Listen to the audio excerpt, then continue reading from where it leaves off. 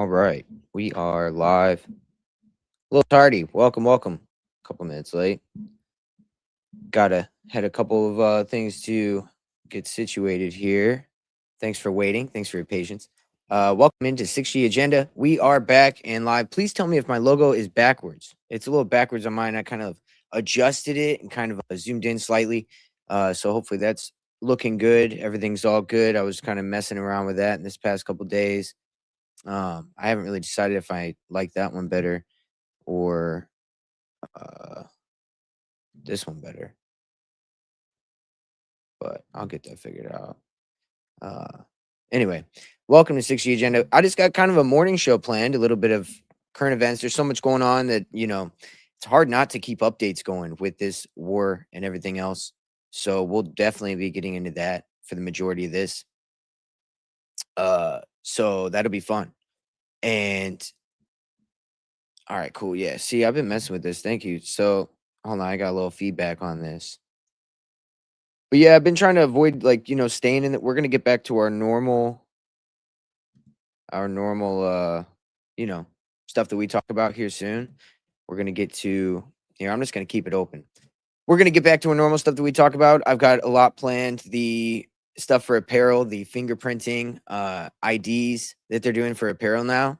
That's I've got a lot going on with that. Li-Fi. So we'll be getting into that later, probably today.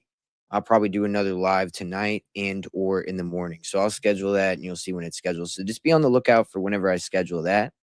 Otherwise, definitely go follow me on X. Got a lot going on there. Give me a follow on all those socials and everything. Super chats are welcome. We're going to get into a lot of fun chats. If you have any questions, we will get them answered, all that stuff. I saw this weird goal thing that it had for super chats on YouTube. So we're going to use that. It's a goal that, hey, if we hit it, the first 5 people to hit the super chat, if it happens, they all get free Patreon for 3 months if we hit the goal. So we hit all 5, free Patreon for the first 5. Just so you know. So that's just out there. Let's get to it. Let's talk about what's been going on. I'm sure you guys have caught up with all this crazy shit. We will not just be talking about the war, but we will start off with some of that and then get into all this other crazy shit going on as well. But I'm sure that you saw that the Domar facility was hit, the energy facility in Israel. So we have a potential crisis on our hands as far as that goes, because I've been seeing a lot about energy lockdowns and things like that. I mean, I don't want to be a doomer, but we do have to talk about the possibilities. And with COVID, we never thought that lockdowns were a thing, but after COVID, now we do have to consider possibilities. And before, I don't think that was a possibility considered. So that's something to think about, and we will definitely get into that because there has been things sent out from various countries, from the IEA or something. We'll get into it. That says that they want people to not travel, etc., because of the energy and oil crisis that might be occurring here soon. So I don't know if you saw that. Pretty insane. So that's just kind of what we'll be getting into. We'll get into some of the aspects of the war going on. Is it going to progress? What's China's involvement? Who's Professor Zhang? Is Whitney Webb involved with the CIA? Is her family involved with the CIA? She's been outing Epstein in the CIA this whole time, but is she involved? There's so much to talk about. So we'll be getting into a lot. So that's just a little teaser for here, what we'll be getting into. So you guys get ready. And give me 1 second. And I'll go through the chat. Say hi to everybody, and we'll get started here. Happy Sunday. Good morning. Good afternoon for anybody in Australia. Actually, I don't know what time it is there. I think it's at evening. What's up, Nef Hunter? How we doing? Yo, what up? Retardo Genio, how you doing? Cake in a cup. What's up? And Australia had 3 tankers canceled that were due. So they're going to run out of fuel fast. I heard Australia was one of the main ones that already have it says you guys had a non-essential thing put up from what I heard. So that's definitely just like COVID, remember? Non-essential workers. That was a big part of it. There we go. Fix that green screen there. All right. Yeah, remember the non-essential worker shit? So you kind of got that going on in Australia already. Little freaky. All right, so let me get this pulled up here. How you doing, everybody? Good morning. And like I said, 3 free months Patreon if we do hit that super chat goal. It's just 5 people, you know what I mean? 5 people put $1, whatever, you know what I mean? Right on, I don't care. It's just a matter of I feel like it would help the show to kind of get that engagement as well as the high point stuff like that. I'm pretty sure that's free, and so the engagement stuff like that just really helps. We're finally growing a little, so I just want to keep that momentum going.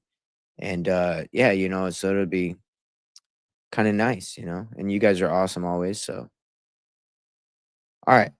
What up, King? Right on, King. Welcome in, buddy. All right, let's get in this. So, did you guys see? Let's start off with something a little fun, and we'll get right into what I was talking about. Did you see Chick-fil-A is it's got a K now, everybody? I mean, we're in some stupid Mandela effect thing where there's no there was no K before, but now there's a K. I mean, I remember vividly there was really no K. You guys remember that? I mean, we're talking like very recently. I'm not much one for the sensationalist conspiracies, but I mean that is a little bit weird, isn't it? It's like, what the fuck? They do like to mess with people. I wonder what that is. Is that just a matter of I think it's a matter of messing with your reality because they always want to keep you from knowing if you're coming or going, keep you from understanding what your reality is, so that way they can sway your mind all the time. Speaking of, I've been reading Michael Aquino's Mind Wars, PsyOps to Mind Wars, and Paul Vallely, the one who works at TPUSA, he actually, you guys wouldn't believe this, he actually was the one who told Michael Aquino to make the book Mind Wars, which is kind of crazy because that means that people think he co-wrote it with him. It's like, no, he actually implored Michael Aquino to do it, which means he was above Michael Aquino and probably at least his boss in some sense of the word. So now he's working at TPUSA. Isn't that a little weird? It's like he's the master of that kind of, if you think about it. So I would worry a little bit about what he's got going on. And as I've been reading this book, man, I mean, it reads kind of like a how would you describe it? Like a conspiratorial book, but it's written by Michael Aquino, who's like a general for the military. And whenever you read it, they're just talking about how democratic elections don't really matter and things like that, and how we could sway people's minds, and they think that they have independent thoughts, but in reality their thoughts are not independent, and it's actually more of a collective thing than they think, right? So very crazy because that's stuff that like we talk about and they're putting it right out there. So crazy. We'll get into all that though. Yeah, speaking of the Mandela effect thing, I mean, Febreze back in the day, whenever I was growing up, it used to be EZE, right? And now it's like EEZE. That was a big one, and that's one nobody remembers. So I got my own little Mandela effect, I guess, that nobody seems to ever have paid attention to. All right, cool. Let's get to the energy lockdown thing though. So crisis bigger than COVID is coming, the international agency. So it's talking about IEA, the International Energy Agency, published this document that pretty much says that people need to not do essential driving if you're in Australia, work from home, lower speed limits on all highways, shift to public transport. Now, I think this is kind of focused more on the eastern side of the hemisphere of the world. Um, but I mean, I saw a map that was talking about how the US will be affected as well. I mean, dude, they're literally blowing up not just the nuclear facility in Israel, but also the oil facilities for each other, which is absolutely insane. Because they know what this is going to do. And I mean, again, this is something that is pre-planned. And as we're going to get into it, the energy part is just the beginning. I'm not seeing enough people talk about the food shortages, and we'll get into that too, because I believe that might be more than likely what's really coming, that we need to worry about more. So I'm not trying to be like a doomer, but I'm just saying, man, if they are really manufacturing Armageddon and trying to manufacture prophecy and destroy a large part of the population, as we've always talked about as conspiratorial thinkers, then we just need to use our full logic here. Just use caution. Just saying, use caution, especially when they're already putting out things like this. So Trump launched the war. The Straits of Hormuz closed, as we've talked about. Oil crisis is now going to hit, and the IEA releases this lockdown plan. The government's going to implement it in multiple countries, one by one, probably, and then on a mass scale. Now, freedom, of course, like COVID, would be compromised. And, you know, we'll see what happens. Trump makes a lot of promises. There's no guarantees, as the energy secretary says. So he's a psychopath, man. Like it says here, yesterday, Trump put out, if Iran doesn't fully open without threat, the Strait of Hormuz within 48 hours, this exact point in time, the United States of America will hit and obliterate their various power plants, starting with the biggest one first. Iran has said that they're going to give equal retaliatory on everything. So we're talking full energy grid crises if they keep playing this chicken war, as Professor Jang called it. Professor Jang, he seems to have a lot of answers, and I think he's very intelligent and obviously knows what's going on. But I also think that he might have been handed a script so he could tell you what the script is. And it's not to take anything away from him, but I think that he's got some kind of something maybe possibly to do with it. And I don't know, just throwing that out there. But I don't know. It's just something weird. China is propping itself up in this sense of, like, all of a sudden they're coming out and saying, we have the Epstein files unredacted, right? So they're morally superior. They're ahead on AI, as the government said. I believe that they benefit a lot from this war that's going on. They're doing a lot of this art of war, kind of fight your enemy without fighting them. And I think that China might actually be, a larger portion of this than we think. And nobody's really talking about them. So that's something to keep your eye on and keep your ear on. I mean, we've had so many talking heads from CNN and the CIA talk about China, but in a real sense, I'm sure there is something there. And all that warning was, China's probably a part of it, and they've been warning us because they know that they're going to do it. With that being said, I do think that they're propping themselves up to become the major superpower, take over, America's place, and or Pax Judaica. But I'm just saying, why is Professor Jane coming out here and talking about Pax Judaica now too? I think we got to keep our minds open here and not be tunnel visioned into one place. It could be the Vatican. It could be the fact that, the Rothschilds have worked with China for a long time and Israel's worked with China for a long time. I mean, come on, guys. There's literally a man named Israel Epstein, right? Before Israel was created, there was a man named Israel Epstein. Oh, here, hold on. Let me remove this and I'll get it up. And Israel Epstein went to China, okay? I don't know if you guys know this. So Israel Epstein went to China and he helped create the regime that's there now, right? So he was a Chinese journalist, but he actually went there and helped with a lot of the actual creating the regime, helping build up the regime, et cetera, et cetera. Tsarist Russian, crazy dude. So this guy here, I mean, he could be related to Epstein. So Chinese Communist Party is where he ended up dying from. I think they ended up turning on him eventually. But yeah, Israel Epstein, dude. So again, there's connections with Israel and Epstein, or Israel and China. Professor Zhang, aka Zhang Chen, has some very sketchy Gnostic view. We're gonna get into that, dude. I'm so glad you brought that up, little Nona. Welcome, welcome. So he's talking about how he wants to create his own religion and how he's gonna be like the Jesus of this religion, etc. I mean, he's really tripping. So, hello in your bones, how you doing? Yeah, so crazy. Leslie Epstein in the book King of the Jews. I've seen that, and I've been trying to kind of look into that, but I'm doing that on this. Yeah, I have looked at that book. I'll get into it sometime. I haven't really decided if I'm gonna incorporate it into anything yet. Epstein had that on his reading list. It's King of the Jews. I don't know. I feel like there's these either fake names that they use. Epstein's a very common name so I don't know. I mean, if you really think about it, it really is. So crazy. So fuel ration within 3 weeks. Crazy. Oh, wow. Well, that's insane. We do have a that's insane. Yeah, so we're gonna get into all that. All right. We do have a super chat. Go hit that. You get 3 months free on the Patreon. That will be awesome. First 5 people though. So it is a limited deal. And hey, helps out the show. Little engagement. So did you guys see this? This is a little something fun to transition as we transition. So hold on.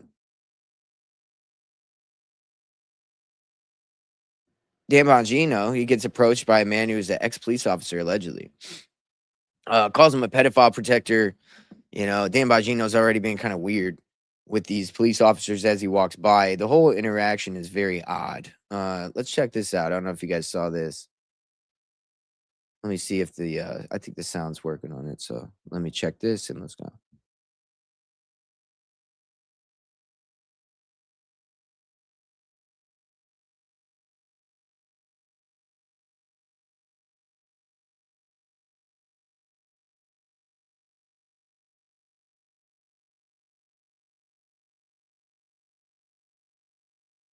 Dan, dog.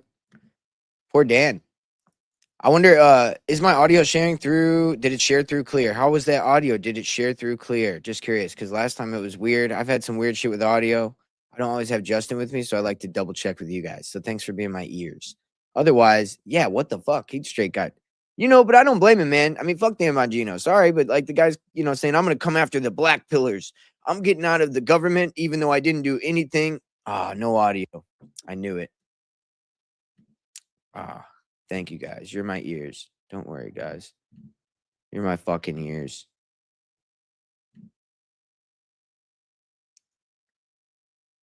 You're my fucking ears. You're my fucking ears. My bad, guys. All right. Let's fucking do this right, okay? Get your shit together, Drew. Fuck, dog. You're a pedophile protector. A pedophile protector. Pedophile protector. I was a cop for 9 years. You're a pedophile protector, faggot. You're a pedophile protector. Fuck you, dude. Fuck you. Oh boy. Chill. God damn. I think you guys heard it that time, right? And let me know if it sounded good. Otherwise, shout out Nef Hunter, man. Hey, thank you. PsyOps season does not take any days off, guys. We have so many PsyOps to get into that I have to do double the shows, right? And why not? It's fun. So we're doing 2 today, and one of them's just us chilling. This is us chilling. We're doing kind of a little news show. I'm thinking about maybe once a week we'll do kind of like a little newsy kind of show in the morning on a Sunday or whatever, kind of like we're doing today, where we just kind of chill, talk about what's going on because there's a lot, and then we'll get into the deep dives of the week that we normally do. How's that sound? But otherwise, 2 pro cherries you have popped this week. Yeah, dude. Thank you, Neff. Neff, you're the man, dog. You really are. You're a good man. Popping the cherries. That's what we do. All right, cool. So anyway, PsyOps. Speaking of these PsyOps, guys, Joe Kent. Have you guys seen Joe Kent supporting and getting supported by Peter Thiel? He's the savior, this Joe Kent, right? He's going to come out here. He's saving America, just like Trump, right? But here's the thing. I was hanging out, listening to Tucker Carlson, and I was listening to Joe Kent's interview with him. And what Joe Kent was talking about was, man, I mean, he had impunity as he spoke about the killing of civilians in Gaza. I mean, he said, you got to do it tactically, and sometimes it's going to happen. And the way he said that, I was just kind of like, man, I don't know if I like that. I very hard to disagree, but okay. Other than that, he talked about the killing of Soleimani being a good thing. He also spoke about, what else did he talk about? He talked about Gaza and the way that Israel handled Gaza was not really something he disagreed with necessarily. And I think that is a red flag. And then after that, you see that he's, getting supported by Peter Thiel, his, wife, rest her soul, gets murdered in a country, and she probably had no business being there. I mean, dude, whatever. Hey, whatever, dude. I just think that's insane, but and now he's going to be the guy to save us from war. the guy who had a wife who died in war and kills in war, and talks about how good the killings of these people were in war. I'm sorry, but I'm kind of losing the line of thought where he's supposed to take us out of the current style regime that we've been under with this Bush style forever wars, Israel ran, Zionist ran, etc. thing, right? So I worry about that. And what worries me about it is somebody like that just has to speak like that, and the majority of people will hear that and be very excited and say, "Oh, this guy, he's saying what I'm thinking." But then also he's saying what the elites want to hear too at the same time. And these people have an ability to speak out of both sides of their mouth.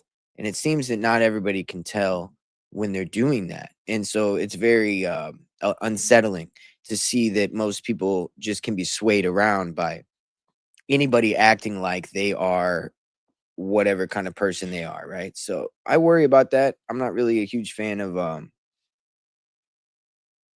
the cognitive warfare that's going on. And I'm thinking that maybe we'll have to get into some of the mind war shit. I mean, you know what? Here, because I think that this is gonna give us this is gonna give us a little fucking, what would you call it? This is gonna give us a little context for what's going on currently in our communities. Okay. This is an excerpt from Michael Aquino's Mind War. Okay. I've been reading this. It's a great book. It's a great book if you want to understand what the fuck's going on and what they're trying to do, in my opinion, because it gives you a lot. So listen to this. This is perfect. Mind War controls human external function thoughts by identifying and adjusting the sensory impressions that the mind uses to assemble, modify, and reinforce them.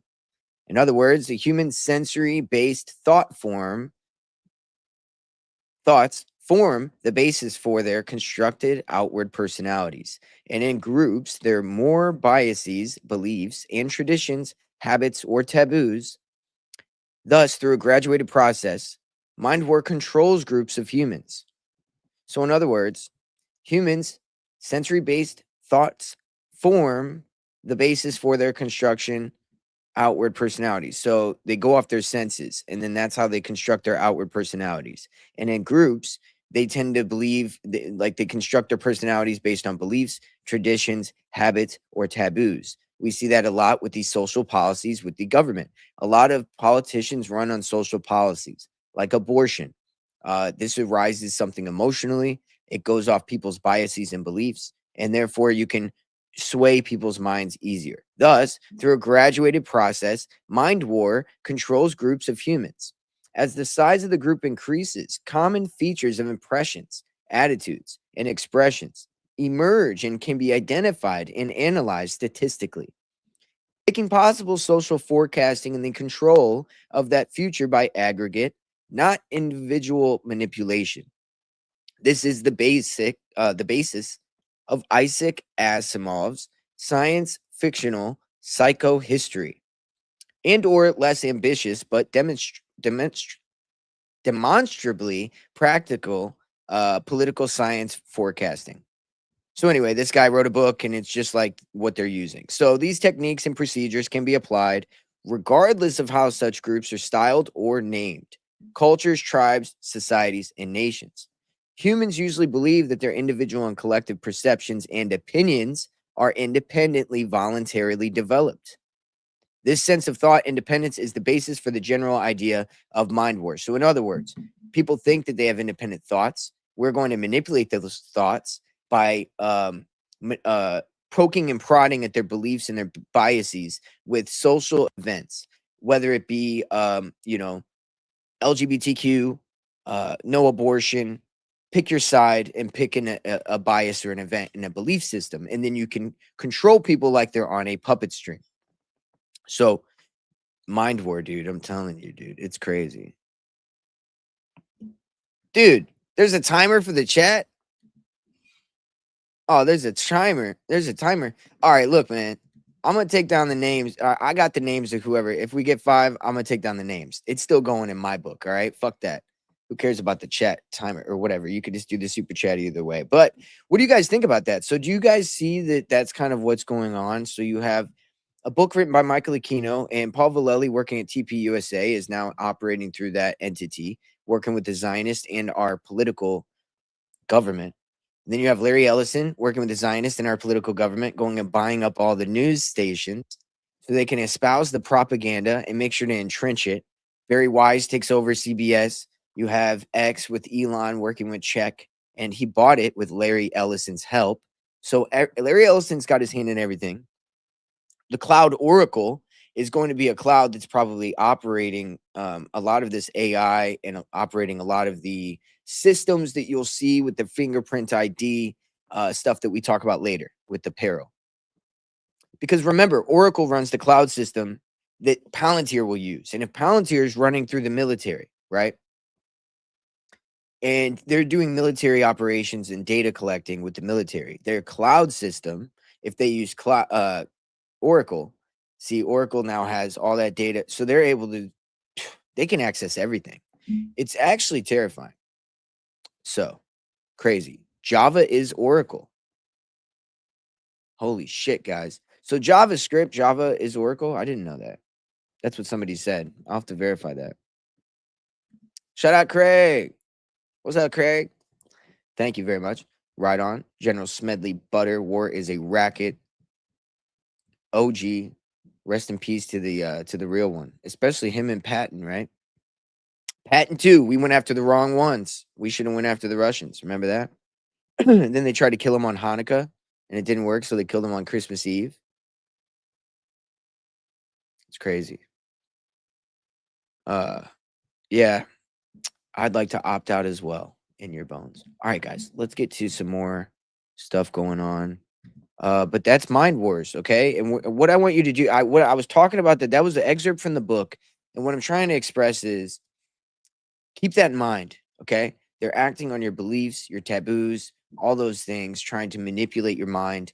And with that in mind, let's check this guy out, okay? Who's Professor Zhang?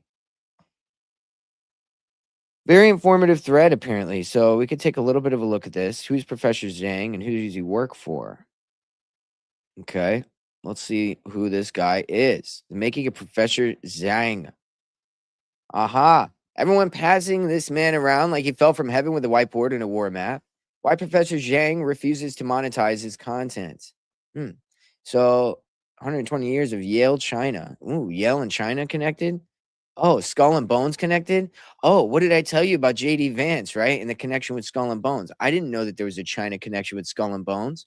So this is going to connect some dots live here as we talk about this. So JD Vance, Prescott Bush, Skull and Bones, and he worked with the Nazis. And this is a multi-generational thing. So communism, Freemasonry, Skull and Bones, they all kind of go hand in hand, right? And as we could see, Chinese, you got the red, black, and white. That is the Freemasonic colors, right? So I'm telling you, man. So he comes off as the digital oracle, right? Because he's handed the script, and then he comes out and he kind of tells people what's coming.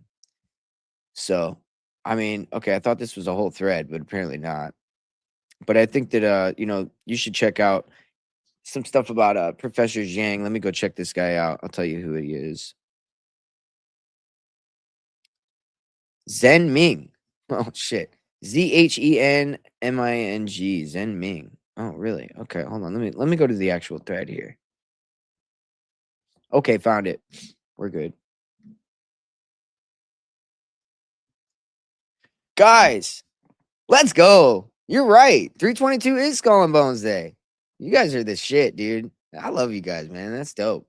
That would have went right over my head, which is crazy. I would have remembered it later. Well, remember, we're going to check this out too while we're talking about this. I'm going to take this off so I'm not jumping around on your screen. Remember Ian Carroll, right? Ian Carroll had the Kabbalah bracelet in that picture. Do you guys remember that? Well, in that picture, he took a picture with the watch, right? And then on the watch, the time was 2:23, which is 3:22 backwards, right? Which is kind of odd. It's like, what a crazy time, And he knows too much, is all I'm saying, to be like making mistakes that are just that blatant, in my opinion. But hey, what do I know? I'm just, an idiot. But whatever. All right, let's go to this.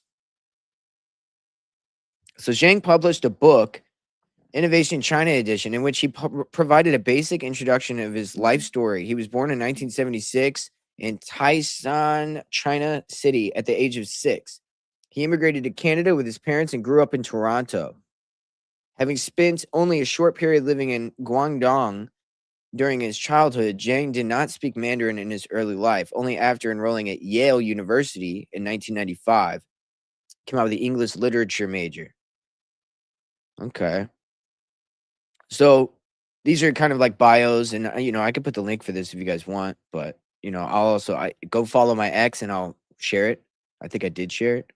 So in 97, during Jiang Zemin's visit to US, he signed the Sino-US Rule of Law Initiative with Bill Clinton. The following year in 98, Yale Law School China Law Center sent a batch of scholars to China, among whom were some Chinese Americans. Now, guys, really, the China problem is a problem. Like, why was Trump allowing so many Chinese students to come here and go to the schools whenever he was talking about how we want to get illegals out of here and get immigrants out of here? But he's making, it seems like Jews or Zionists and Chinese people get this weird special pass. It's kind of weird, dude, if you guys really pay attention. Something's going on. Most of these Chinese Americans subsequently became involved in establishing NGOs in China that received funding from the National Endowment for Democracy. Well, we know that NED is very corrupt. NED is terrible. As well as it's the equivalent to like the Pew, as well as in effort as far as how bad it is, as well as in efforts towards regime change and engaging in other destructive activities aimed at undermining China. So this ultimately led to China's gradual prohibition, the establishment of NGOs that accept foreign funding after 2012. So anyway, coincidentally, following his training at Yale, Zhang Zhiquan returned to China for the first time in 98. So this is right around the Clinton administration, and working briefly as an intern. So this is weird. It's almost like he's adjacent to this whole situation going on. He might even be CIA. Peking University has enjoyed significantly closer collaboration with Yale than any other Chinese university. Phyllis Chang, a Chinese American who worked as at the Ford Foundation's program officer, and we know Ford had a very close connection with the Nazis, and Skull and Bones is connected with the Nazis with Yale and China. So let's connect the dots here while we go, right? In China during the 1990s, played a pivotal role as the primary liaison and key figure bridging Peking University and Yale University. So there's just a connection with Peking, Yale, and China. Following his short internship, Zhang returned to the U.S., and he had an undergraduate degree at Yale. He then relocated to China. All right. December 2000, Zhang published an article talking about the consuming problem in the Far Eastern Economic Review. Pretty much talks about tuberculosis patients and then attacks China's healthcare system, emphasizes the crucial role of NGOs in providing healthcare. So USAID, NGOs, this guy all seem to have a weird connection where he's making an argument of why they need to take them. And particularly highlights the necessity of governments allowing foreign funding to flow to the NGOs. Now, we know USAID and all that. It's so funny that they out this shit while they also work with them at the same time. It's crazy. Okay. This is ExposureGate, guys. This is part of ExposureGate. I want you to know this. So part of this current event thing is going to run in the theme of ExposureGate. That's Professor Zhang and Whitney Webb. We're going to be taking a look at both of them today. And we're going to take a look at the current events with the war, which we have been a little bit already. Okay.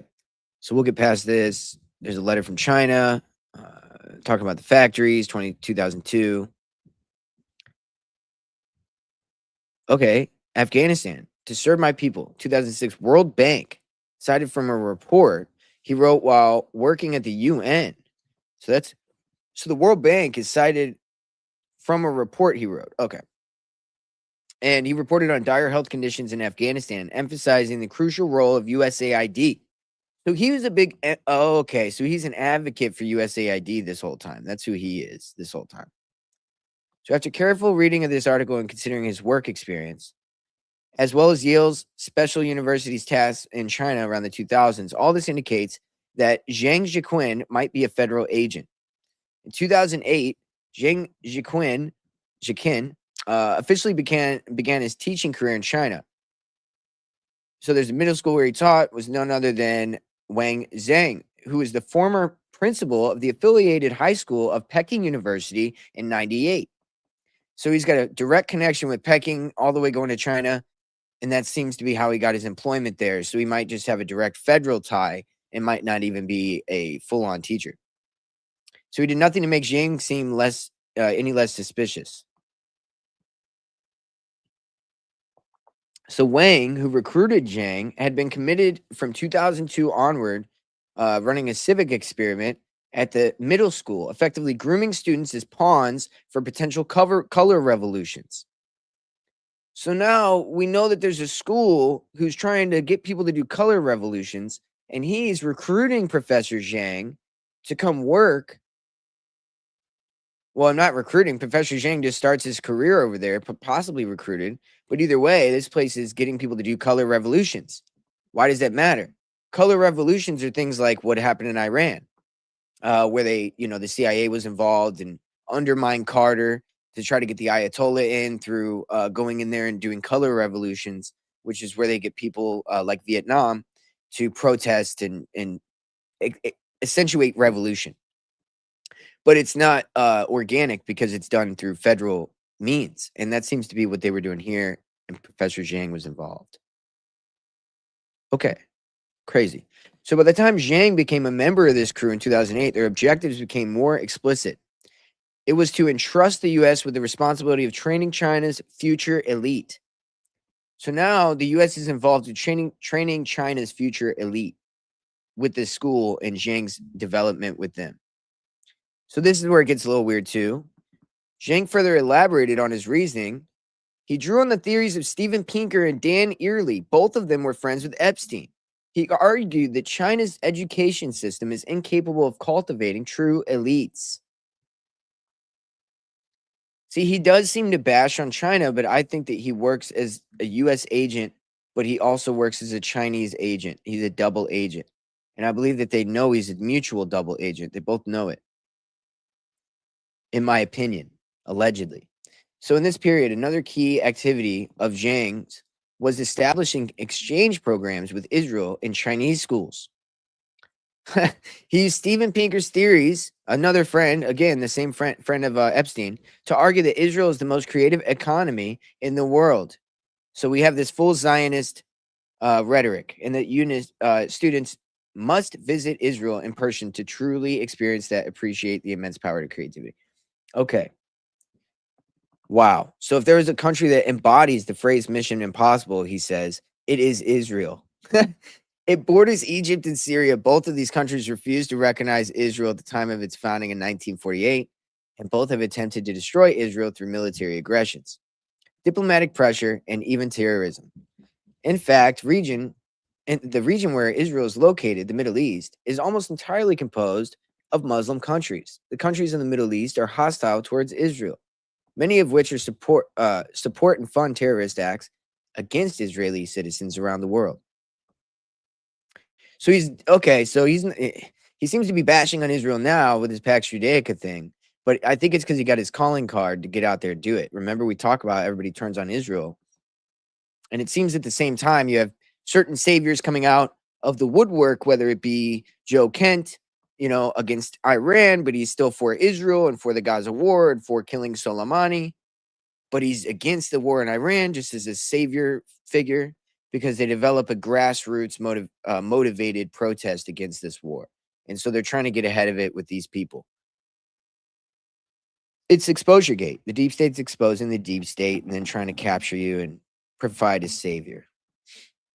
For a long subsequent period, Zhang's activities became difficult to trace. So he was hard to find until 2022.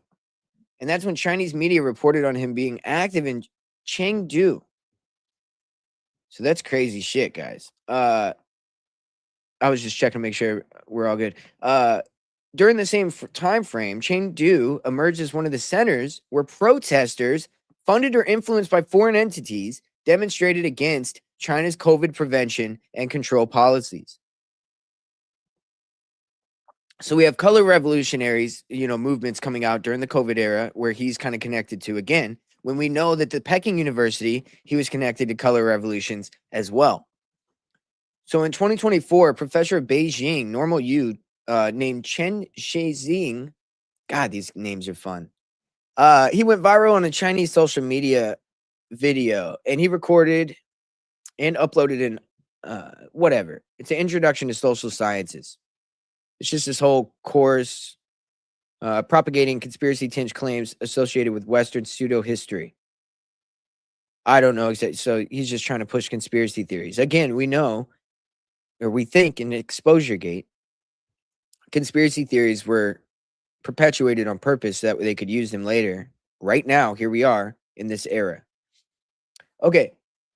Based on the above information, including Zhang's history of involvement in the regime change activities and his relationship with Israel, did Zhang actually predict the outbreak of the Iran war, or was he expressing a regime change plan that the deep state had been brewing in the form of a prophecy?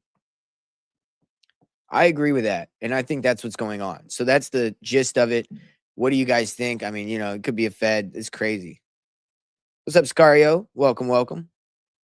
That's some crazy shit, guys. So there's a little deal with Zhang. Okay. We're going to get into Whitney Webb here in a minute because there's a lot. There's a equally important thread on Whitney Webb, there's a lot going on with that as well. So it's insane. Let me see if I can find, here we go. Back to this real quick. A little segue. Now that we got a little bit more people in here, we were talking earlier about the energy lockdown with the fact that the IEA, the International Energy Association, they're talking about people need to limit their travel. The government's telling you who drives to drive less. Japan is rationing fuel. South Korea is rationing fuel. Bangladesh, Philippines, rationing. Australia's government is saying, avoid non-essential journeys. Now, here's the thing. In my last live I did with Nugget News, I talked to Alex. And if you guys remember in that show, he talked about how Australia is like the training ground for the deep state. And you can assume that when you hear a message said in Australia first, you're going to hear it said in the UK next, and then in America after that. Avoid non-essential journeys is what we could expect to hear in America, I think. This is my opinion, how I deduct this. So, avoid non-essential. Yeah, this is all the same stuff. So here we go. Energy lockdown has started. So we have China, Russia, Japan. See, I don't know if I agree with the China thing. They're still getting their oil. I don't think that stops. Russia has plenty of oil. I don't see why they would do. The only reason why I would see why they would do an energy lockdown is if, again, they're involved. I mean, I get the oil thing, but if they're involved with the global movement to close things down and usher in this new world order, you get what I'm saying? Which they are. And so therefore, that's probably why they're closing. I couldn't imagine that they actually were worried about oil. So here we've got, I'll play this video in a second. Tucker's expert, Professor Zhang, is a cult leader. So this goes into what I just talked about. This is why I wanted to show you this as well. It's kind of a segue from Professor Zhang stuff. My plan is to start my own religion. I'm using the YouTube platform to test certain ideas that we'll need for this religion. That's why I switch topics around a lot. My goal is to be the Messiah. So I'm going to the research. Now, I didn't even believe he said this. This is 44 seconds. I'm going to play this back, and we're going to play this. I didn't believe it, but I think he does, and it's insane. Hold on one second here.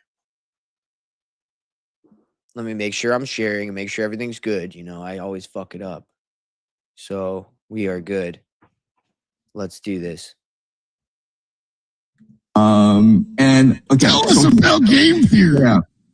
So here's my grand plan. Okay, my plan eventually is start my own religion, and so I'm using this YouTube platform in order to test certain ideas that I will need for this new religion, and that's why I switch around a lot. So if you're fan of certain topic, you can get annoyed because then, like next semester I'll teach something completely different. But again, my goal is to be the Messiah. My goal is to come out the power religion at this point.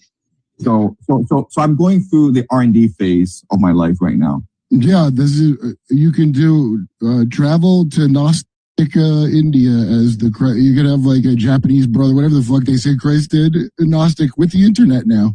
Well, no. I mean, like I will eventually go these places, but like at this point, I'm just trying to innovate with the framework, and then eventually I'll go and spread my message like Paul did.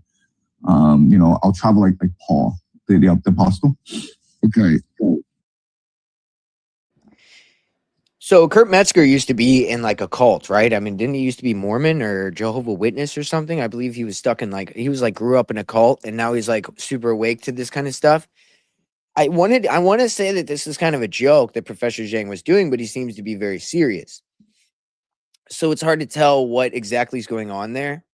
I'll do this. I will go listen to I'll watch that whole live and watch that interview so I could see what the context is behind that and see if that was actually a joke. I don't want to throw this out there if that's not really like the context of it. I hate when people do that, when they just take a clip and they go, well, this is what he said, and then try to make it look a certain way. So I will go do my due diligence and watch the rest of that and see what the context was there. But it seems that if China really is saying that they have the unredacted Epstein files, which I'll try to look for that. 1 second here. So if China's saying that they have the unredacted Epstein files and they're posing themselves up to be like the next superpower with AI, and then they have this guy, Professor Zhang, coming out kind of being like, this new leader of thought and also savior figure, etc. I mean, it's an unlikely transition thing to think of, but I mean, my God, could China be really taking advantage of this situation or even causing all this from behind the scenes in the background to a level that is so genius that they then take over? It seems crazy, but I mean, as this goes on, it seems like China is now coming up to the forefront with agents, etc., and using them to kind of push themselves forward as the moral higher. By the way, Russia's doing the same thing. I mean, people talk about, Putin, he's an Orthodox Christian. He's against the Epstein cult. So is China. So you have these two superpowers that are kind of always been against us, and now they seem to be morally above us. And of course, we know that they use bots and stuff online. So I wonder how much of this is true, how much of this psyop is going on from them, along with their own government. It's really sad because I think America's using psyops on us so much that they're like, fuck it, we'll use them too on them. And now everybody is. So you have Russia and China giving you propaganda and your own government. So everybody's lying to you. And they're all just as bad, really, technically, right? Or maybe China and Russia really are this great, which I highly doubt, guys. They're come on, let's be real here. So China said that they had unredacted Epstein files that they would release if they didn't end this war. I don't know if you guys saw that. So again, we see this where they're posing themselves as like, we're gonna do it. So this is just kind of where he says now's the right moment to fully expose the detail of Jeffrey Epstein's activities. Here, I'll play it. And allow me to make one point. I think it is right now the high time to expunge the evil as represented by Jeffrey Epstein and whoever who is with him. Now, this is a very important point. I do not want to go into further details. I think the evil as represented by Jeffrey Epstein need to be fully expunged in the world, including in the relations between Israel and the United States. Does China have the files? Well, eventually everything needs to come out to the sun. Let's wait. Okay. I like that kind of strategic ambiguity. Dictate to the United States. Okay, well, very, very, what's the word? Very, veiled message, I guess you could say. Very veiled. We're kind of hopping around a little bit, but I mean, this is the kind of shit these people are talking about. Now, China is a part of the World Economic Forum. BlackRock works closely with them. This is not far from what we were just talking about. These people are part of this global movement, and I think that they're posing the next superpowers, maybe the saviors, that you'll better accept them. But remember, China runs on social credit scores. They run as a communist system. No companies can run there. I mean, come on, guys. This is not a free country. During COVID, people were getting locked out of their homes because they, didn't abide by certain rules. So let's be real here, okay? They're fucking crazy. And no matter who ends up running it, I think we're kind of screwed either way if it's an AI ran system, because it will regardless be a technocratic police state. The area of recklessness is the spending of governments around the world, who are all, with little exception, all spending well beyond their means. That's the recklessness of this moment in history. This is not a parallel to the 1920s in terms of the recklessness of the private capital markets. It's a story of the recklessness of government spending. Within the private sector, there's a huge question as to where AI will take us. And I was carefully taking notes and listening to what Larry has to say, or to what Madame Lagarde has to say, because this is one of the big issues of our moment. Will AI create the productivity acceleration that is honestly that's hoped for in Washington and in the halls of government around the world as a way to overcome the profligate spending that we're currently engaged in? Like the world needs a savior. And the hope is that AI is the savior that we need for productivity. And the savior we need for productivity. I mean, it seems like it'd be the savior that they need to run the world without us, if that is the plan, right? At the end of the day, I mean, BlackRock, Larry Fink talks a lot about how tokenizing everything is a big plan for him. And I think that once we do that, and we know the blockchain and the whole DNA, King of Kings, shout out King of Kings. I'm going to actually bring that up in a minute now that I think about it. I think that that's important to bring up while we talk about this. But here's the thing. What the fuck is Seth? Because I don't like that, all right? The name Seth, that's like the same thing, okay? And so if you look here, he's talking about we will tokenize everything. It will likely be on Seth. What is that? Let's see what he has to say here. The next step going forward will be the tokenization of financial assets. And that means every stock, every bond will have its own, basically, CUSIP. It'll be on one general ledger. Every investor, you and I, will have our own number, our own identification. We can rid ourselves of all issues around illicit activities around bonds and stocks and digital by having a tokenization. But the most importantly thing, we can customize strategies through tokenization that is, if it's every individual.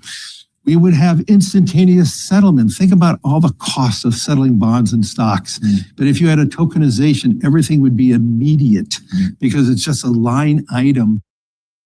I just worry about the idea of like customization. You customize shit for everybody. What does that really entail? Because that really could be customized to your DNA. Maybe we don't like a certain genome that you carry. Maybe we don't like a certain, obviously, like activities you do, etc. Right? So I just think it gets very slippery slope whenever you're talking about a fully customizable cryptocurrency, fully controlled, fully streamlined. It's instantaneous, as he's saying. This is something that Trump, I could show you a video actually where Trump says that they could steal your money.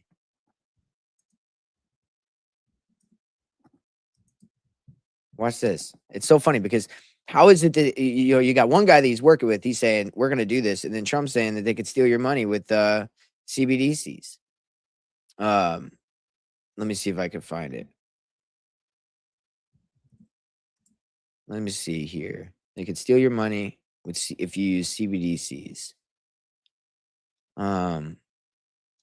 Well, I'll find it here later. But yeah, Trump during one of his campaigning speeches talked about how they could do that. I think it's very important to kind of remember that. But here, hold on a second. I want to get to the fact that blockchain is encoded to your DNA, as we talked about. We're talking about the tokenization of everything. We're talking about a technocratic police state ushered in by these saviors from this exposure gate movement. Saviors, quote unquote, who are, you know, they're acting like they're part of separate from the system, but they're not. Okay. So let's see here. This one is patents. Let me see here. Live tracking. Hold on here. Give me 2 seconds. I'm going to pull it up for you. Yep, this is it. Okay. Shout out King of Kings. If you're still here, right on, brother. Okay, so right here, this is a patent. Okay. And what it is a, you can see the patent number right here. It's all right there, et cetera, et cetera. Microsoft. It's a cryptocurrency system using body activity data. So it's very similar. Like whenever we look at later, we're going to look at, and I'll bring this back up later to show you how similar it is. But whenever we do that next show about, what's it called? The fingerprint IDs and everything for your clothing and apparel. Well, it looks just like this. It's set up the same way. Where you have, hold on, am I sharing? Yeah, we're sharing. Where you have this sensor, user, device, goes to the communication network and or the cloud, and then the cryptocurrency system works with that communication system, and then this goes to these are the actual, like the company, etc., or the blockchain, or where the money comes from. So, I don't know, man. It gets weird. So the human body activity associated with a task provider to a user may be used in the mining process of a cryptocurrency system. So human body activity associated with a task. So they can maybe mine it off your body activity. Body activity data can be generated based on the sensed body activity of the user. Jesus Christ, man. The cryptocurrency system communicatively coupled to the device of the user may verify if the body activity data satisfies one or more conditions set by the cryptocurrency system. The award cryptocurrency. Oh my God. So essentially, if you do what they want you to do, they can award you cryptocurrency. It literally says it right here. So the cryptocurrency system communicatively coupled with the device of the user may verify if the body data activity satisfies the conditions set by the cryptocurrency system. And then it will award cryptocurrency to the user whose body activity data is verified, which would be a digital verification of their ID biometrically. So this is a full-on, like, it's Pavlovian dog shit, guys. It's full-on Pavlovian dog. Like, you do this, you get some money, right? And and by that, it's just control what you do. It's no freedom. That's terrifying. Holy shit. We're going to get into that some more whenever we get into that. I don't want to spoil the later show. So we'll get into that some more later. But that is the basis of the show I'll be doing later on about the digital fingerprint of apparel, flock cameras, Alexa, all that shit. So back to Exposure Gate and these feds, guys. Let's talk about the feds again. So there's a lot of people accusing Whitney Webb how she tweets about Epstein's links to Geneviese's crime interests, but later her family, and they're tied to the criminal cabal. So let's see what this is. It's so crazy. Let's see here. Is your father Richard S. Webb IV of Sarasota's Icard Morel law firm? If he is,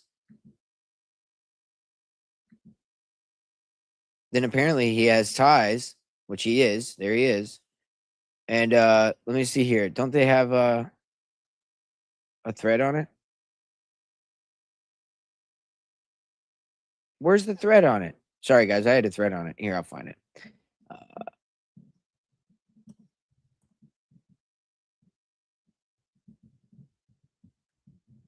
All right, let's see here. I mean, dude, I don't know. I haven't really been able to. I was reading it yesterday, but I don't think I guess I didn't keep the thread. Okay. So there is a victim who filed a complaint against her. Now, here's the thing. This could be hearsay. Let's be honest. Let's be objective here, okay? Because we don't know. We don't know what this is.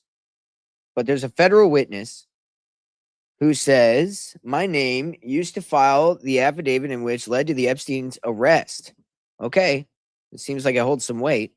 My sister used to take down Maxwell. Still zero protections as the royal family and all of Maxwell's associates harass, stalk, defame, and smear me for 6 years. The death threats are veiled, all except for one from a researcher for a hack conspiracy peddler named Whitney Webb.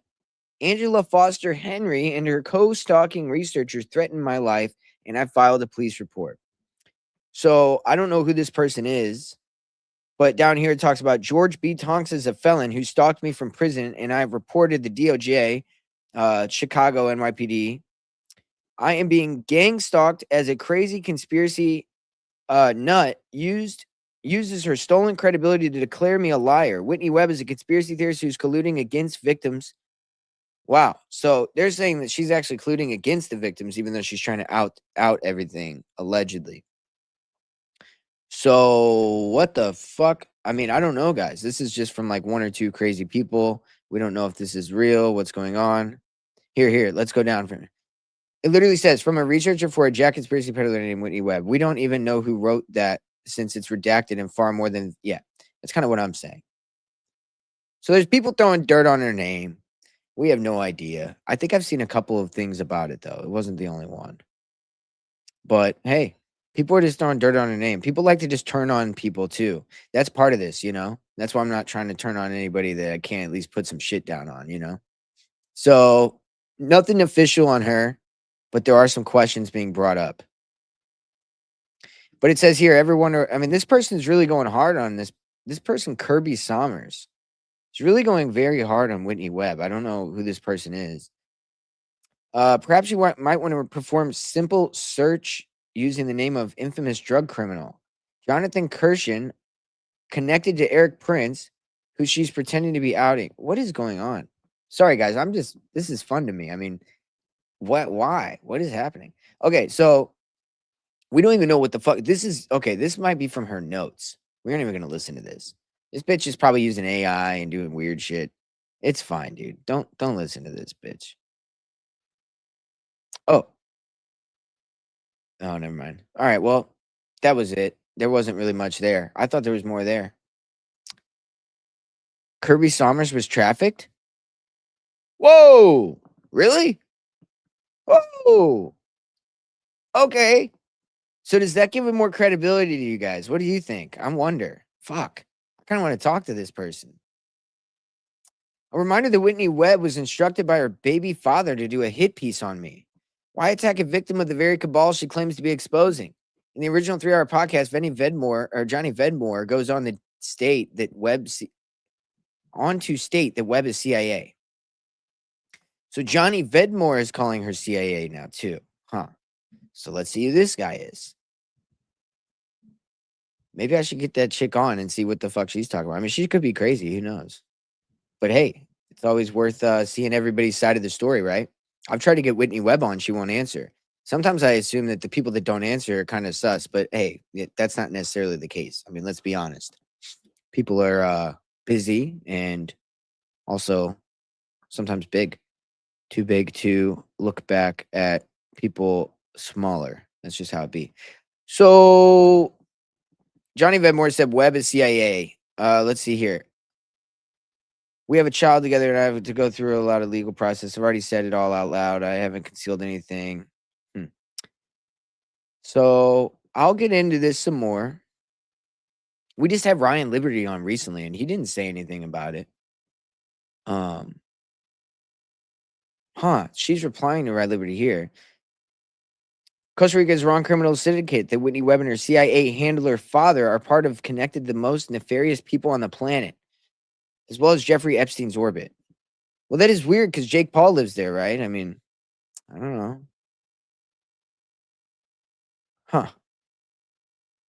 Crazy. The Epstein associate nobody talked about. Is that about Whitney Webb? Nicole Junkerman. All right, anyway, sorry guys. So yeah, we'll have to get into that sometime. All right. Let's check out what everybody has to say about this chick, Kirby. So Birdman never trusted Whitney Webb. Good job. Ryan Liberty doesn't seem to trust her either, but he also wouldn't go into detail. She has a YouTube channel, Shadow Band, of course. Okay. Yeah, I'm going to have to talk to her and see what she has to say. Bring Kirby on. Everyone seems to... I know. Okay. If you know their name, they are in the game. I know. Well, hopefully one day people know my name, and I'm going to try to stay out the game, right? So it's, it's one of those things, right? It's a double-edged sword, guys. It really is. I mean, that's why I try to be gracious, but we also have to be very objective, where it's like, you got to hold the stake the same, the sword to everybody. Okay, well, I think that's most of it. That's most of everything, kind of, current event. Not really. I mean, there's so much more going on, but let's see here. See if I missed anything for you guys. Here, I'll go check my notes too. Yeah, the Mind Wars shit's crazy. I'm really getting deep into the Mind Wars by Michael Aquino. Food shortages. Yeah, I really want to talk about that too. There's a lot of fertilizer that comes out of the Middle East that we, a third of the fertilizer comes out of the Middle East. There's already farmers in America who do not have fertilizer for this spring. So we could be looking at a drought, a food drought, food rations, things like that. So I'm really worried about that. We also have the fact that, I've talked about this for a while now. Catherine Austin Fitz mentioned something about manufactured food shortage. I'll go ahead and bring that up. And then we'll talk about the digital IDs for children that she brought up as well. She seems to be saying everything that I've talked about for a little bit. I mean, not that she's listening or like whatever, but it's just obviously we're on to something here at 6G Agenda. Because this lady will come out and talk about the same shit a couple months later. So this Hormuz shutdown might cause a food shortage, she says. Let's go ahead and check this out. It's 4 minutes and 40 seconds. Let's hope that... I'll give you a highlight first. This is COVID 2.0. The same big problem here is famine. It started with the city of London. What's in it for them is implementing the control grid and depopulation together. You have seen the new administration in the United States systematically cut the domestic funds that are available to support food for poor people in emergencies, as well as the USAID and State Department aid to protect countries that have emergencies like food. So you have, I don't know, maybe $25 billion traditionally that the U.S. had available to stop famines. That's not being used now. Wow. All right, let's check her out, see what she says. Being severely shut down. So let me give you an example. We're in March. What is March? What do you mean? What is March? It's the spring, right? Right. What happens in the spring? Okay, real quick. I've tried to get this lady on too, and I've seen her on shows with people where I'm just like, what the fuck? I don't know, man. I mean, come on. We run a better show over here. Come on, come over here. Anyway. Yeah, less demand for fuel perhaps in the West. No. Come on, you're in the Netherlands. One of the greatest food exporters in the world. Yeah, right. Growing season, yeah. Farmers plant in the spring. Right now, we are shutting down the critical ingredients to most European factories who make fertilizer, right? Okay. And so by the time that gets through, whenever it gets through, it's going to be too late to make the fertilizer. You're going to miss the whole spring season. So I don't know. I just saw a headline, Goldman Sachs, leading member of the New York Fed, says that it's going to be shut down for 21 days, right? Yeah. Miss the planting season. Okay, so if you look at the material coming through that's critical to chip production, the material coming through the straits that's critical to fertilizer and food, and the material coming through that's critical to energy, you're talking about massive dislocation of the global economy. And if it goes on for long enough, I mean, we have Peru, Thailand, other people talking about doing COVID kind of shutdowns to save gas. Right. Yeah. Right. But you're talking about intentionally shutting down the global economy. And it didn't start with Iran, and it didn't start with the United States. It started with the city of London. So Lloyd's of London shut down the straits with all their... Whoa! Shout out, Nef Hunter with the Lloyd's of London call out. Lloyd's of London shut down the Straits allegedly. Catherine Austin-Fitts says. Now, here's the thing: you said that they're warring Trump and Lloyd's of London.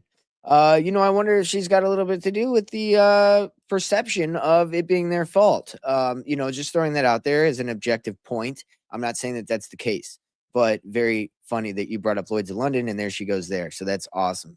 Very funny. We'll get back in there.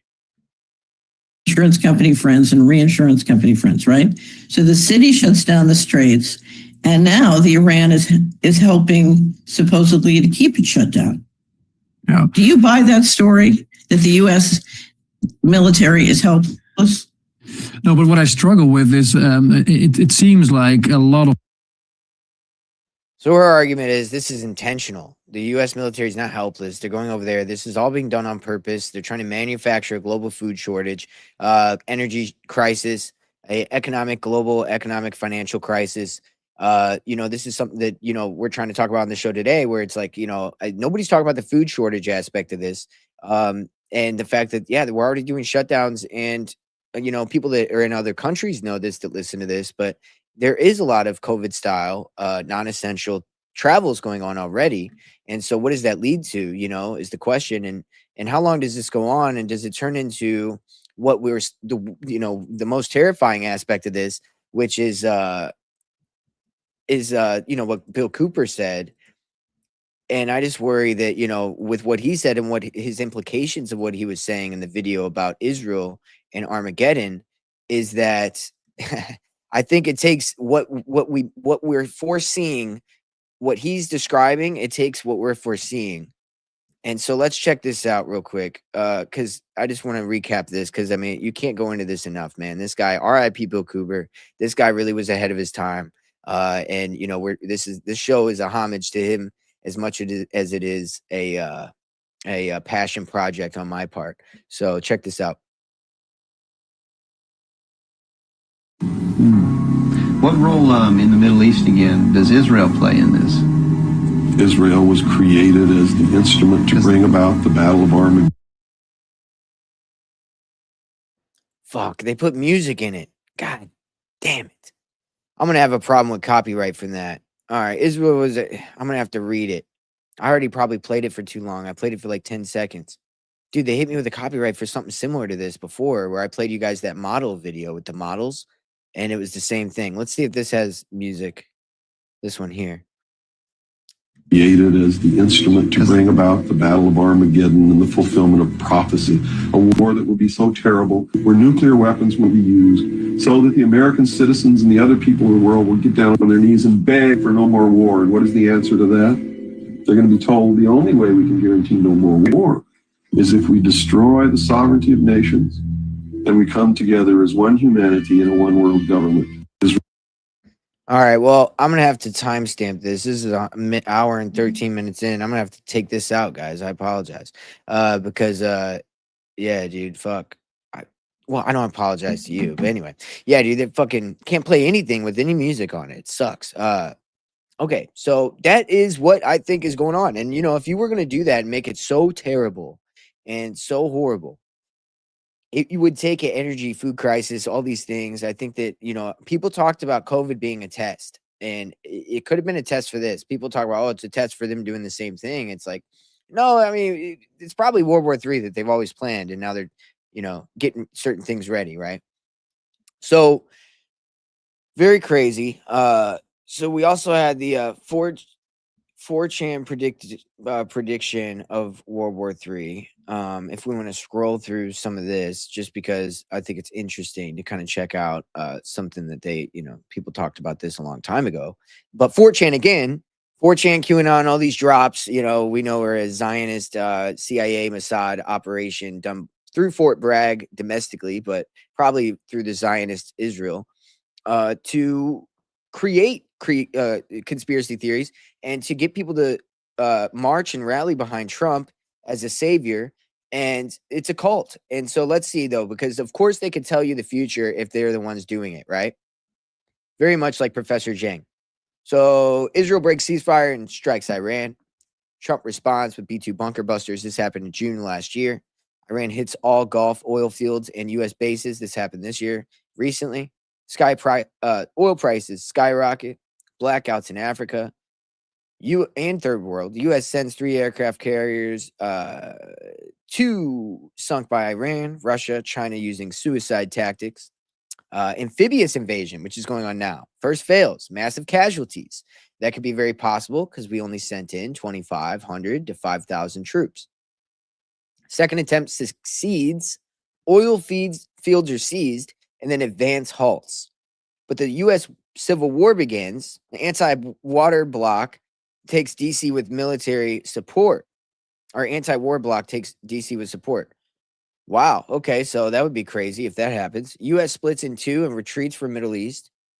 Turkey betrays NATO. See, look at this. This is how you know it's an Israeli Zionist thing, because Israel hates Turkey, and they said that their biggest enemy is Turkey besides Israel. So they say Turkey betrays NATO because Israel's going to do a false flag that blames on Turkey. So that way they could destroy NATO and recreate NATO in Jerusalem, because we played that rabbi who talked about how they want to recreate NATO, corrupt NATO in Jerusalem. So again, it fits on with their Zionist plan. North Korea invades South Japan. China invades Taiwan, Guam. India possibly flips sides. Russia invades Poland. Baltic links Kaliningrad. Finland and NATO invade Russia. Europe collapses into riots, famine, and civil wars. Latin America allies with China and Russia. Why wouldn't they, when they've had the Zionists and us going after them? U.S. invaded from the south. Advance stops at Colorado. 50 to 150 tactical nukes used in high atmosphere. SAR bomb and 2 strategic nukes used in Europe. Israel destroyed. Palestinians wiped with it. Holy shit, guys. 3 weeks of nuclear events. Fake alien invasions. MJ-12 releases synthetic alien soldiers. PLFs hunt survivors. FEMA camps classify people as useful or undesirables. Now, I believe that one. 2027, 5 billion dead. Wow. Maybe less, but I believe that one. Fake aliens defeated with, no, I don't believe 2027 though. That year is crazy. Fake aliens defeated with help of real ones. One world. Oh my God. This is crazy, guys. Here's the thing. Half of this is real, half of it's not, right? That's how it works. Insane people. Now, these governments are just out here trying to create a fucking crazy town. You know what I mean? And I think they've done a good job. And again, I started this show with Mind Wars excerpt from the book from Michael Aquino. And I want to always keep reminding you, this is just a war on our minds. It's a war on our consciousness and our cognitive ability to understand our reality. And the sooner we understand that and use our discernment, we can understand what we're being lied to about. And it's very worrisome. So I'll end it with this, or at least we'll start to wrap up. This is all leading to, of course, national ID. We talked about this. I mean, I have a post on, recently that I made where I said, yes, I don't want people looking at my kids on Roblox.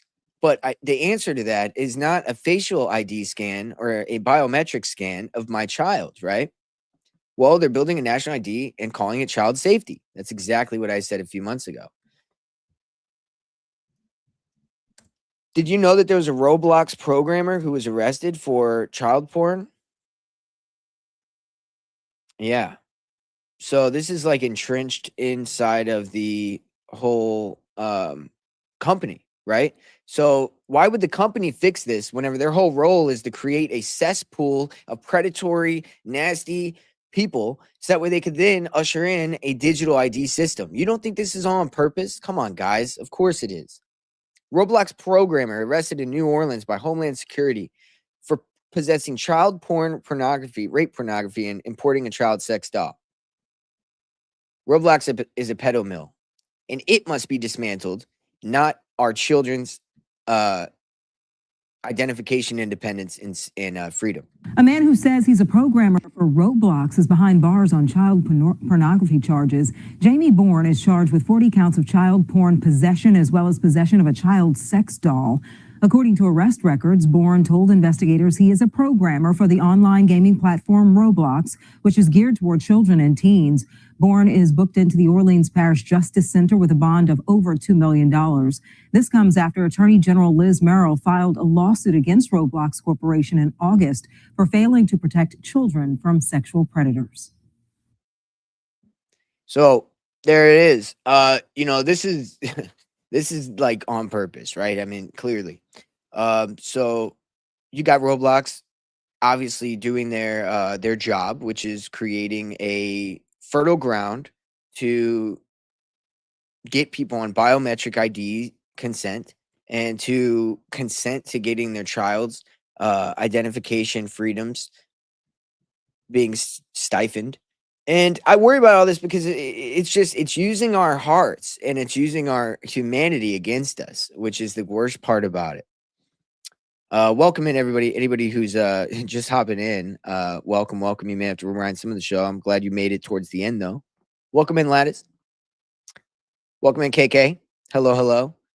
Yeah, it is sickening inside your bones. It is sickening.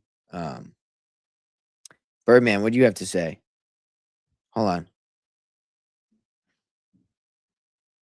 Reported it as a 7-ton meteorite. Seems like it would do some serious damage. What am I missing? Didn't they just claim an asteroid hit Ohio? Yeah, they did. Okay, so did you guys see that? So there was multiple asteroids in one day, and one of them was moving in a way where it was just defies all gravity, logic, etc. Let's look that up. Let's look at that. Holy shit. When was this? Hold on. All right, let me figure this out. Asteroid in Ohio. Dude, that's crazy though. 7 ton? That's fucking insane. All right, let's see here. This is a video of it whenever it comes through. Orange flash in the sky, it says. Right there. That's it. Okay. Where's the fucking asteroid 2025? Yeah, dude, I don't know. It doesn't. Where the fuck is the one in Ohio?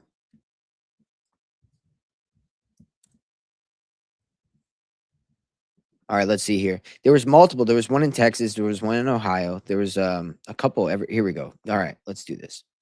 So 4 meteorites in 4 different continents with anomalous behaviors. So one of them's green. Let's look at all these. This one's green coming down. It's pretty crazy looking. This one's, regular looking. Some of them, though, they end up... Oh, shit. Fuck. Some of them end up moving upwards. Like this one's going upwards. You see that? What's up with that? How does it do that? And for anybody listening, I mean, there's just an asteroid like going upwards towards the sky. And if you want to know where this is, go to my ex, 6G Agenda. Andrew is the name.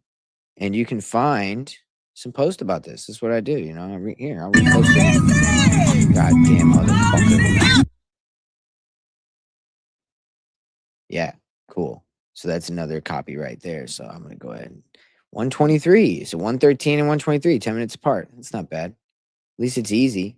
Justin won't have too much work to do. Okay. Anyway, very crazy. We're in wild times. We got a lot going on. Let's recap a little bit. So we got Professor Zhang, who clearly has connections with the USAID and possibly fomenting color revolutions in China. There's a long skull and bones connection with the Yale in China and Peking University, going all the way to China and him being involved with a lot of things like that. And now today he's posing as a savior, which is hilarious. He's going to protect, whatever. He's going to tell us about everything. But China might really be the ones actually behind the scenes stepping forward to actually take over. So that's where we are. We got a lot of possible energy lockdowns, crises coming. I hope that this isn't Armageddon. I hope this isn't the manufacturing of the end of the world, World War III, a new world order, which is what we think it is. And if it is, I'm going to be honest with you, like, this doesn't have COVID vibes yet, but it does have COVID vibes, if that makes sense. Like, it kind of gives you a little bit of like I have an uneasy feeling like I did in the beginning of COVID. But the weird thing is nothing abnormal really has happened. But it's just a instinctual thing. So be safe, be informed about all this shit, and use your critical thinking about everything that you are reading, and don't believe anything that you haven't verified yourself. And yeah, how many did we get? A couple more? Did we get any more? So we got a couple super chats. It looks like Neff Hunter and Craig. Right on, guys. I appreciate you guys. We are gonna do that little game again later, and I'll make sure to set the time longer. And we'll try it again. We'll try it again. We'll see if we can get 5. If we get 5, we'll do free for the 5 people that did it. And if we get 5 later, maybe I'll add in the 2 from here. You know what I mean? I'll try to give some love. I try to do what I can. Shout out Cake in a Cup, Lattice, Alquium, Nephilim Hunter, Sicario, Kings, Birdman, everybody. You guys are the best. Hold on. Let me see if I missed anything important. I hate doing this for the free feed whenever they're just listening. The one in Ohio exploded above the ground. Yeah, I didn't see that. Oh, that's why it was flashing orange. Makes sense. There's no way we're going to own houses. I've tried my best to figure out if that's ever going to happen, and I don't foresee it unless I make a lot of money. Good for you, Cake. I'm happy for you. I really am, truly. If you get in early enough, you got in early enough, you're good, There's people that are chilling, and that's why half the world really cares about what's going on, and the other half doesn't, and the half that cares are the ones getting fucked, and they don't even have really time or energy to care, but they do. You know why? Because they're getting fucked so bad, including myself. I don't have time or money or energy to do this shit, but I do it because it's so bad that I feel like something must be done. So, anyway, whatever little bit we can do. Anyway, right on, guys. Thanks for coming through, hanging out. I will schedule that next show later, and we will get that going. Back to regular schedule. Deep dives on the 6G agenda. And it's going to be all about the fingerprint ID, Flock, Alexa, and the Internet of Things. Thank you, guys, and I'll see you later. Right on, Murray. Peace out, yo.